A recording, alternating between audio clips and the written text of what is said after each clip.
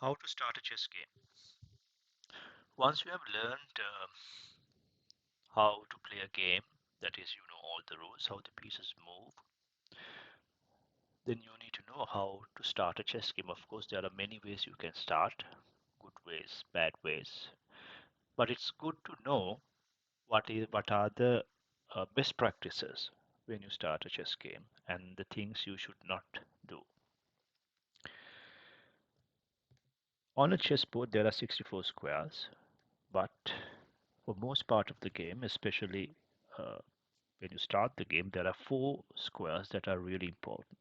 The four squares that I have highlighted, that is called the center.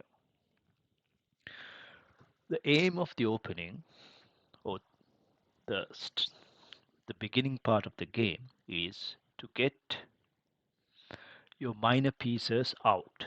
We call it develop the minor pieces. Minor pieces mean the bishops and knights with the help of the pawns and to take control of the center. Because if you can control the center, you can from there you can control the rest of the board, and if one of the players get out of the opening phase with more control of the center than the other player, that player would have a definite advantage. So let's see how you can do that. It's when you start chess, it's very important to start the game with a pawn move to the center. It not only gives you control over the square, one of the center squares, d5. What do I mean by control? Control means if an enemy piece comes there, you can capture it. So your opponent would think twice before moving a piece to the square d5, which is attacked by the white pawn. That is what I mean by control. So it's not only controls d5 square, the pawn occupies a central square. When a pawn occupies a central square, it puts a barrier for the expansion of the opponent's pieces, because if the opponent tries to bring their pieces out, the pawn will be able to push them back. So when you start chess as a beginner, it's really important to move one of your pawns to the center. Another benefit of this move is it helps develop this bishop. The bishop is a minor piece. It's one of the four minor pieces that we need to develop early in the game. Now, if the pawn was here on e2, its starting square, the bishop would not be able to jump over. So that is why this pawn move, pawn to e4, is one of the best moves that you can use to start a chess game. Then you can follow it up with a knight move, knight to f3. I'm playing for white here. Just assume that black would play something. But the point is that we are looking at a situation where white can do whatever white wants without uh, any counterplay by black. So let's try to understand what we should do if we could do anything we wanted. From f3, the knight controls these two important center squares, e5 and d4. Now just look at the difference. If you move the knight to h3, it would not control a single center square, and it can only control two squares uh, in front of it. Whereas from f3, knight would control these two important center squares as well as a couple of other squares. So knights should be developed towards the center, not away from the center. Then you have to get the bishop out.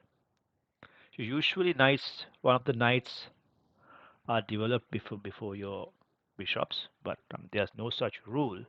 Yeah, but usually that's the way it happens.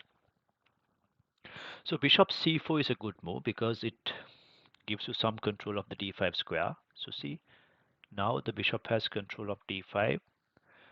So is the pawn. That means white's grip on d5 is further strengthened. Not only that, this diagonal is the bishop put some pressure along this diagonal. And if black's king were to castle here, the king would be in direct line of attack of the bishop. The only separation would be a pawn here, right? So bishop c4 is a good move, and then it can be followed up with the other knight, again moving towards the center, on to c3. Look at the colors. The two knights together control all four center squares, and the pawn and bishop helping. White has very good control of the center. Now black is non-existent here. Black is not there, so white can do whatever white wants. So if black is not countering, white can move a second pawn to the center. And look at the control of the pawns. Now these two squares are not center squares, but anyway they are close to the center, so some sort of control is anyway helpful. But look at the control that white gets just with the pawns. Because now the enemy would have to think twice before getting any closer to white, because all these squares in front of the pawns are attacked. Some of the squares double attacked with the pieces as well. This is triple attacked, right? So white has absolute control of the central squares. There is always good to take your king to safety by castling early. It not only takes kings to safety, but it brings one of your pieces, a rook. This rook is one of the major pieces, and it brings the rook into the game. Because here on h1, the rook is doing nothing, right? It's stuck there at a corner of the board. But now, yeah, the rook is ready to enter into action. Now it's time to bring the other bishop out. See, we are developing with minimum effort, with high efficiency. Each piece has moved once and once only. Pawns have moved only in the center. There have been no side movements from the pawns. And every single piece is coming towards the center. And this is how you should start chess. The queen. Queen is not a piece that you have to develop early in the game, because there's a risk of taking the queen out early, because queen is the most valuable piece. The queen's worth 9 points or equivalent to 9 pawns. And if you get the queen out early, the opponent's pieces, minor pieces or even pawns, can attack the queen and harass the queen, and queen can even get trapped, or even if it doesn't get trapped, the queen will have to move around. And while attacking the queen, the opponent's pieces would easily develop, gaining time. But it's recommended that you improve the queen's position and you connect the rooks. Connecting the rook is making the rank free of any pieces between the two rooks so that they can defend each other. But more importantly, they are free to go wherever they want. The rook on a1 was not doing much, so you can bring it to the center, and you can bring the other rook also to the center, right? So this is where the pawns might expand later in the game, and the rooks can support it. So this is an ideal way for you to start a chess game. But this is assuming that there's no opponent and you are free to do whatever you want. But in chess, you have an opponent. So let's see what you can do if the opponent is not just going to wait and let you do whatever you want, but the opponent also executes their plan. e4. So as I said before, this is one of the best moves that you can start a game. But then black will play the same, most probably, with the same ideas, of course. White gets d5 square. Okay, if you get d5, I get d4. And I am also planning to bring my bishop out, right? So as I said before, we develop the knight. Now there's a second idea behind the knight move. The knight is planning to capture the pawn. So black will usually play knight to c6. So if knight takes, black would take the knight. So white would have lost 3 points in the knight and would have only gained 1 point, the pawn. So that is a trade that favors black. So white would generally not capture this pawn because the knight would not be safe there. as it gets captured by the opponent's knight. So as we looked at before, white can develop the bishop, black can do the same, castle. So these are the moves we looked at before. Now it's hard for white to push on for d4 square because black has firm control over this square. And then if you play d4, you simply lose a pawn. Maybe with the pawn or even with the knight you can capture. If it's knight takes knight, bishop takes knight.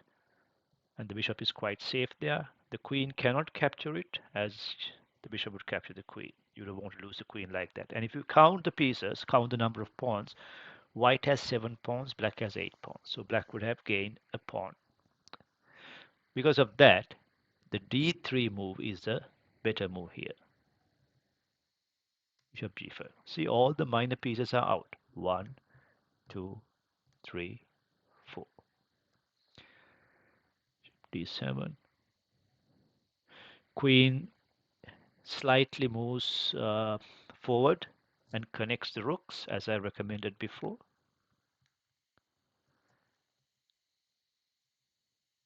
Black does the same, and white can bring the rook to e1. Now we have completed the opening phase. These are the things you need to achieve in the opening phase. Move 1 or 2 pawns to the center, occupy the center, develop all 4 minor pieces, take your king to safety by castling, improve the queen's position by moving it slightly, maybe forward, yeah, to d2 or e2, where it cannot easily get attacked, and bring the rooks to optimal squares where they have they can play a role in the future course of the game. Usually it can be d1 or e1, the central squares. So this is how you should start a chess game.